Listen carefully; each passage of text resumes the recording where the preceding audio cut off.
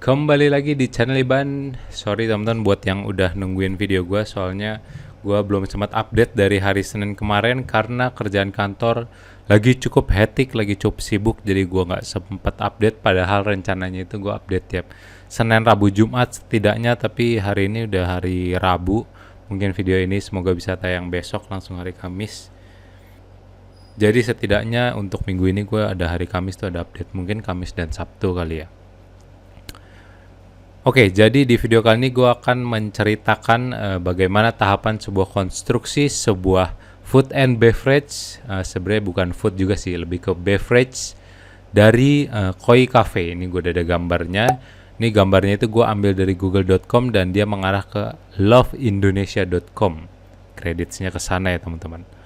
Oke, jadi tahapannya pertama-tama sebelum teman-teman membuat sebuah tenan beverage di tengah-tengah koridor. Ini posisinya adalah di tengah-tengah koridor. Tahap pertamanya adalah teman-teman itu harus mendapatkan approval dari mall. Nah, approval dari mall itu apa? Biasa approval dari mall itu dia minta biasa denah tampak potongan, kemudian denahnya itu dia tuh lebih spesifik mintanya ada titik sprinkler atau misalkan kadang-kadang smoke detector, kemudian juga ada denah untuk grouping MCB, kemudian juga ada stop kontaknya, terus juga ada wiring diagram dan juga plumbingnya. Nah, itu dia teman-teman. Itu adalah hal yang diperlukan teman-teman bikin sebagai kontraktor ketika teman-teman udah dapat desain sebuah tenan beverage Koi ini contohnya. Jadi teman-teman harus bikin shop drawing tersebut untuk mendapatkan approval dari mall. Karena dari mall itu kan ada batasannya kan, mau berapa ampere, kalau misalkan ampernya nambah harus nambah sekian puluh juta, contohnya seperti itu. Nah, kalau misalkan gambar shop drawing tersebut teman-teman sudah mendapatkan approval dari BM, Building Management, atau dari mall secara gampangnya, teman-teman baru bisa memulai pekerjaan ini. Nah, tapi untuk memulai pekerjaan ini pun teman-teman harus membuat yang namanya surat izin masuk barang. Contohnya misalkan di sini nih ada ketinggian lantai kan. Di sini ada ketinggian lantai yang ini, misalkan anggaplah ini 10 cm. Di sini teman-teman misalkan pakai hebel, kemudian juga pakai semen, pakai pasir, pakai kerikil, itu teman-teman harus membuat surat izin masuk barangnya ke BM. Biasa surat izin itu diperbaharuinya bisa seminggu sekali atau 2 minggu sekali, tergantung regulasi dari masing-masing mall. Nah, jadi di surat izin masuk barang itu teman-teman tulis nih ada semen, kerikil, kemudian juga pasir, kemudian juga ada misalkan granitnya teman-teman udah siapkan. Nah, itu teman-teman tulis di sana supaya ketika lembar tersebut dicek oleh bagian security ketika masuk barang, itu listnya udah ada nih, barangnya masuk ini aja. Tapi sih pada umumnya sih kalau misalkan masih pekerjaan awal gini, nggak terlalu didetailin apa aja barang yang masuk. Kecuali kalau misalkan barang-barangnya itu udah ke mesin-mesinnya, kayak misalnya mesin coffee atau chiller atau freezer. Nah, itu biasa dilihatin sama security-nya supaya cocok kan yang masuk. Ini yang masuk barang ME-nya nih ini aja nih, soalnya kan itu barang yang kelihatan gede banget kan. Kalau misalkan semen pasir gitu berapa sak dia nggak akan hitungin sih biasanya. Setelah teman-teman sudah membuat daripada surat izin masuk barangnya, di sini teman-teman mulai bekerja di dalam mall tersebut. Nah, hal pertama yang teman-teman harus kerjakan ketika misalkan ini masih kosong nih adalah instalasi plumbing dan juga listrik. Karena di sini kalau misalkan posisi tenannya itu di tengah-tengah koridor seperti ini, biasa tuh dia dari lantainya ada bolongan tuh, ada bolongan untuk kabel tufurnya, kemudian juga ada bolongan untuk suplai air bersihnya dan juga ada bolongan untuk pembuangan air kotornya.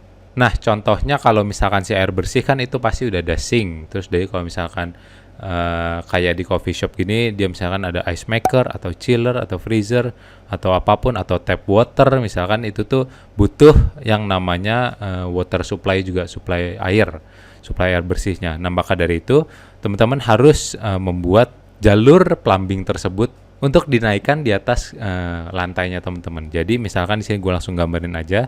Ini kan ada naik 10 cm. Nah, fungsi dari 10 cm itu. Jadi di dalam 10 cm itu ada pipa-pipa tuh. Ada pipa air bersih, ada pipa air kotor, dan juga ada pipa untuk listrik. Ini misalkan dari mall. Ini misalkan aja ya, misalkan lubang air bersih dan lubang air kotornya itu di sini. Nah, di sini teman-teman harus bikin pipa tersebut ke arah sinknya teman-teman. Nih, teman-teman tarik ke sini. Kemudian nanti teman-teman naikin ke atas gitu di lantainya. Kemudian juga untuk si pipa air kotor kan juga teman-teman harus kesiniin. Dan juga jangan lupa kalau pipa air kotor harus ada kemiringannya supaya dia ngalir. Kemudian kalau misalkan di sini pipa air bersihnya butuh lebih dari satu, teman-teman bisa langsung cabang di sini nih, teman-teman bikin T gitu misalkan, terus ntar ada yang sini, ada yang sini, ada yang kemana. Nah itu boleh-boleh aja. Nah tapi jangan sampai ketika pipa teman-teman itu lupa dibikin, sehingga ketika lantai udah tutup finishing, misalkan granit atau keramik atau apapun, nah kan teman-teman lupa nih, aduh gimana nih caranya kalau misalkan sumber air bersihnya tuh di sini, sedangkan sink kita kan sangat berseberangan seperti di gambar nih. Nah terus tiba-tiba di lantai teman-teman jadi ada pipa keluar dari sini, kemudian pipanya itu lari sini, kelihatan mata kan akan sangat tidak bagus sekali teman-teman, akan sangat jelek sekali. Nah maka dari itu harus dipikirkan dari awal di mana titik water supply-nya, di mana titik pembuangan airnya, dan di mana letak kabel tufurnya tersebut. Di mana kabel tufurnya tersebut nanti akan menjadi panel kita. Nah, jadi di tenan ini pun dia juga punya panel dan mempunyai beberapa MCB. Kalau misalkan titik listriknya misalkan bersebelahan juga di sini, nah teman-teman harus bikin di bawah lantai nih, di bawah finishing teman-teman yang 10 cm ini, teman-teman lariin ke sana, terus juga misalkan ntar panelnya itu ada di bawah meja, boleh, bisa aja gitu. Kemudian dari bawah meja baru ntar di sini lariin nih. Misalkan di sini ada TV, kemudian juga di sini ada signage. Kalau misalkan ada signage itu berarti instalasinya harus dari hollow ini dalamnya atau misalkan di belakangnya supaya nggak kelihatan mata. Kemudian juga misalkan teman-teman pengen tarik ke sini lagi untuk stop kontak kasir, untuk stop kontak mesin-mesin A, B, C, D, E. Kemudian juga untuk ceiling nih pasti kan ada downlight atau spotlight, teman-teman naikin dari belakang. Nah terus kemudian di atas hollownya teman-teman turunin kabel, nih turunin kabel. Nah kemudian di sini misalnya ada signage Koi Cafe depan dinyala, dari panel teman-teman juga harus bikin jumperannya lagi. Dari MCB ke berapanya teman-teman harus cek di wiring diagram, harus sesuai. Nah ini ke depan, di bawah lantai, kemudian juga di sini nanti akan ada kabel keluar. Nah di sini kabel keluar, baru di sini nanti tinggal connect untuk lampunya. Nah ini juga misalkan ada namanya ada floor lamp, ada lampu lantai. Di sini teman-teman juga dari MCB teman-teman harus tarik nih ke sini itu. Misalkan di bawahnya berupa stop kontak bisa aja kan, ini lampu lantai kan, floor lamp kan bisa aja berupa tinggal colokan kayak gue nih. Nah kayak gue floor lamp tinggal nyolok di stop kontak ini. Oke, kalau misalkan tahap pertama untuk plumbing dan juga instalasi listriknya teman-teman sudah selesai, baru di sini teman-teman tutup daripada lantainya. Jadi pipa-pipa yang udah ketanam itu teman-teman baru tutup menggunakan finishing lantai. Misalkan contohnya ada granit kayak ada vinyl dan sebagainya. Setelah lantai beres, di sini teman-teman baru bikin yang namanya struktur. Ini kita mengacu pada gambar ini ya. Ini gue delete dulu. Baru di sini teman-teman bisa bikin struktur si ini nih, tiang-tiang ini. Kolom ini bisa naik untuk membuat si kanopinya ini. Nah, kanopi ini kita bikin setelah lantainya masuk. Jadi sistemnya itu besinya itu tinggal numpang ke lantai.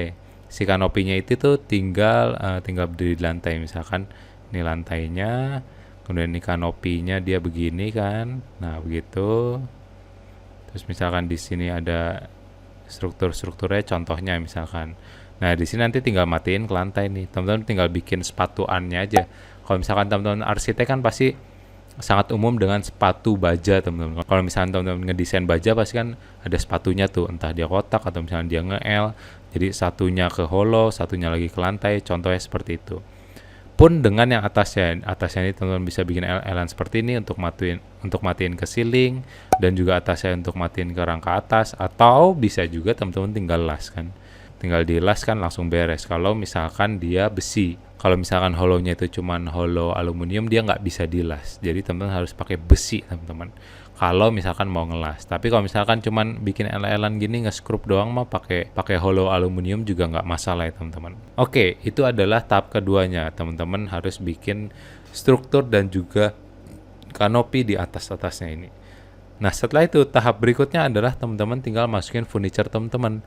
Jadi di workshop teman-teman misalkan si meja ini nih, nah meja ini tuh udah tinggal dilepas pasang. Nih misalkan lebar ini berapa ya, misalkan anggapnya lebarnya itu 6 meter. Bisa aja nanti teman-teman tinggal belah di tengah, supaya muat di mobilnya, soalnya kan teman-teman harus mikirin kan di mobilnya berapa.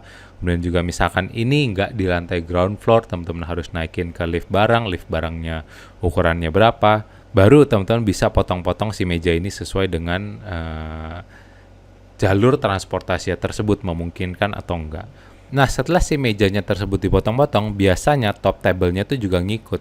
Karena top table-nya itu biasa kalau misalkan di beverage gini nggak cuman duko, nggak cuman HPL. Biasa entah dia ada marmer, atau misalkan ada granit, atau misalkan ada solid surface. Ini yang sangat umum sekali digunakan untuk top table. Nah, misalkan di sini contohnya kita adalah solid surface. Solid surface-nya pun dari workshop itu sebenarnya udah jadi, udah di assembling kayak puzzle gitu teman-teman. Udah ada sambungannya mau di mana, nih misalkan mejanya panjang 6 meter, nih mau dibagi berapa, karena kan harus truknya masuk atau enggak, atau lift barangnya masuk atau enggak, panjangnya kan bisa dipiringin atau enggak, atau diberdiriin dan sebagainya dan sebagainya. Nah, si solid surface yang bersegmen ini nih, ada 3 segmen, dia tuh juga harus dipoles sambungannya antar solid surface-nya, harus dipoles agar garisnya tuh nggak kelihatan, biar seamless, biar bagus ya teman-teman. Jadi si solid surface-nya itu ketika kita lihat sepanjang 6 meter, nggak ada sambungannya nih, akan jadi keren, akan jadi bagus kan teman-teman desainnya. Nah, tapi di sini teman-teman juga sekali lagi harus membuat surat izin untuk ngepoles ini. Boleh gak nih sama mallnya? Karena kan untuk poles ini kan juga ini teman-teman juga berdebu ya, pasti kan akan berpengaruh ke tenan-tenan sebelahnya walaupun malam hari. Cuman kan pasti debunya kan jadi nempel-nempel di dinding-dinding tenan lainnya. Tuh teman-teman harus tanya, boleh gak? Terus juga kalau misalkan, tadi gue lupa ngasih tahu yang struktur kanopi ini, misalkan teman-teman mau ngelas, itu juga harus pakai surat izin. Teman-teman tulis nih di surat izinnya, pengerjaan pengelasan. Nah, teman-teman tulis di surat izin supaya yang security-nya juga tahu bahwa hari itu ada pengerjaan pengelasan, atau di sepanjang minggu itulah, misalkan surat izin diperpanjang seminggu sekali, teman-teman tulis saja pekerjaan pengelasan, ada pekerjaan pengelasan, terus ada pekerjaan ngepoles si solid surface supaya jadi seamless, karena kan ngepolesnya akan berdebu dan juga ngelas dia akan bau dan sebagainya dan sebagainya. Nah, kalau misalkan pekerjaan tersebut sudah selesai, itu tahap keberapa ya? Pokoknya kesekian lah. Tahap si mejanya itu udah jadi, kemudian furniture ini udah jadi, kemudian finishing belakangnya ini. Nah, dinding teman-teman kerjakan juga. Kalau misalkan ada yang cat tekstur, teman-teman harus bikin surat izin juga. Udah deh, kalau misalkan built-in ini udah kelar, tinggal masukin perintilannya. Nih misalkan ada masukin bangku, ada masukin meja berapa piece, kemudian ada masukin logo, ini ada berapa piece, dan bagian belakangnya, mesin-mesinnya nih, misalkan ada sealer, misalkan ada ice maker, ada chiller, ada freezer, ada coffee maker dan sebagainya, itu teman-teman juga harus masukin ke surat izin bahwa di minggu tersebut akan ada masuk barang dari owner, teman-teman. Biasa soalnya kan barang-barang tersebut nggak disuplai oleh kontraktor kan teman-teman. Nah, kalau misalkan udah di terakhirnya banget, misalkan semua ini udah jadi, udah berjalan, biasa mall akan minta yang namanya as-built drawing. Nah, as-built drawing ini yang sesuai dengan kita install di lapangan. Jadi misalkan di desain awal lampunya ada 1, 2, 3, 4, 5, 6, 7, misalnya ada 8. Ternyata kurang nih. Di desain awal tuh masih gelap, maka dia akan nambah jadi 12 lampu misalkan. Nah, itu di as-built drawing teman-teman harus bikin tuh si tambahan 4 lampunya tersebut. Sama juga misalkan ada nambah stop kontak, misalkan desain awal stop kontak lantai cuma 1, kemudian jadi 2, di sini juga ada stop kontak. Ya pokoknya as-built drawing itu adalah gambar yang teman-teman harus bikin sesuai dengan aslinya di lapangan, sesuai dengan realnya di lapangan itu seperti apa. Nah, biasa as-built drawing itu dia mintanya berupa flash disk dan juga print out A3 si gambar-gambar tersebut. Kemudian di as-built tersebut misalkan titik sprinklernya berubah karena alasan tertentu, misalkan di situ ada struktur, ada downlight, gesernya berapa senti ke yang posisi baru, itu teman-teman harus masukin juga di gambar teman-teman. Oke teman-teman, jadi di sini gua rangkum lagi supaya lebih singkat, padat dan jelas. Jadi pertama-tama pastikan teman-teman bikin shop drawing untuk sprinkler atau smoke detector. Biasa tergantung mall, ada yang mau dua-duanya, ada yang mau salah satu. Kemudian juga di situ ada grouping MCB, kemudian ada stop kontak, wiring diagram, plumbing, teman-teman harus masukin ke mall. Setelah di approve, baru teman-teman di sini jalankan instalasi plumbing listriknya terlebih dahulu. Teman-teman harus tahu titik supply airnya di mana, titik pembuangan air di mana, dan juga si kabel tufur untuk masuk ke panel kita. Untuk kita atur di MCCB-nya berapa, MCB-nya ada berapa, dan sebagainya. Kalau misalkan kabel-kabel tersebut sudah keluar di atas hebelnya teman-teman, baru di sini teman-teman tutup lantai teman-teman dengan granit, dengan penutup lantai lainnya. Dengan posisi kabelnya udah keluar, pipa air bersih udah keluar, udah dicabang, dan sebagainya. Kalau misalkan udah di sini teman-teman masuk ke struktur belakang ini. Tahap kedua adalah struktur belakang si kanopinya. Jangan lupa surat izin pengelasan itu harus. Kemudian kalau misalkan udah selesai si strukturnya ini, baru teman-teman masuk ke built-in furniture. Built-in furniture teman-teman masuk, teman-teman harus perhatikan terkait teman-teman berapa, kemudian lift barangnya ukurannya berapa, supaya bisa masuk kalau misalkan tenan ini nggak di ground floor. Kemudian juga misalkan si solid surface-nya itu harus dipoles lapangan atau enggak, karena pasti harus dipoles lapangan, karena kan nggak mungkin 6 meter kita bawa sepanjang itu. Ini bagus kalau 6 meter, kalau 8 meter kan bingung bawanya, bingung naikinnya, ya pokoknya banyak lah kendala kalau misalkan nggak dipotong. Jadi teman-teman harus bikin juga surat izin untuk solid surface-nya dipoles di lapangan, boleh atau enggak di mall. Kemudian juga teman-teman carilah kalau misalkan nggak boleh, berarti biasanya gimana, teman-teman tanya aja ke regulasi mereka gimana. Terus kalau misalkan built-in furniture semua udah, baru di sini masuk loose furniture, ada meja, ada kursi, ada sofa, ada signage, kemudian juga ada ice maker, chiller, coffee machine, dan sebagainya. Ada mesin kasir, ada server, ada internet, ada yang mocha gitu contohnya, salah satunya bisa juga. Dan kalau misalkan udah, teman-teman tinggal bikin yang namanya as-built drawing. Selesai. Oke teman-teman, kayaknya itu aja video bagaimana tahapan konstruksi di sebuah tenan mall yang tidak di lantai dasar. Semoga bermanfaat. Kalau misalkan ada yang pengen nanya, bisa langsung tulis di kolom komentar. Kalau misalkan mau diskusi juga boleh. Ntar kalau misalkan ada yang menarik, gue akan bahas. Oke, kalau gitu dari gue Iban. Sampai jumpa di video berikutnya. Dadah.